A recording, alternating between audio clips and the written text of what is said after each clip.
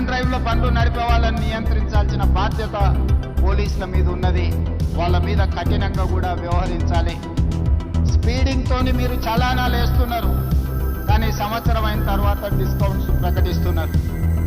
దానివల్ల ఎలాగూ తగ్గిస్తారు కదా, మళ్ళీ చూద్దాంలే అన్న వ్యవస్థ ఈరోజు ఒక సమస్యగా మారింది.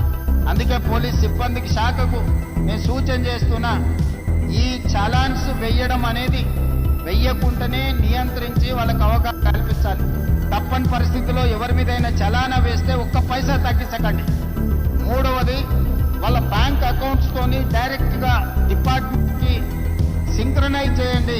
ఎప్పుడు చలానా పడితే ఆటోమేటిక్గా వాళ్ళ అకౌంట్లోకి వెళ్ళి డిడక్ట్ అయ్యి పోయే విధంగా ఈరోజు బండి రిజిస్ట్రేషన్కి వచ్చినప్పుడే ఆ బండి యజమాని యొక్క ఖాతాను మీరు తీసుకోండి.